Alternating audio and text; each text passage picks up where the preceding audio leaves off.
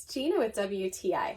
My top reasons for loving these shades from HeyBlinds are, first off, that the bracket you use to install them allows it so that the shade really hugs the wall a lot. That's amazing because if you really want less light inside your house, these blinds are going to give you more of the blackout experience. Secondly, these have a quiet motor, and you can coordinate them so that up to 16 blinds can open and close all at the same time.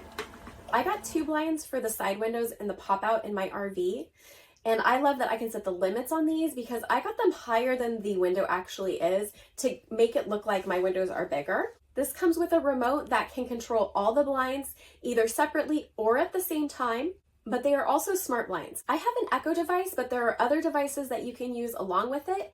You can just check the manufacturer's listing to see which ones are compatible.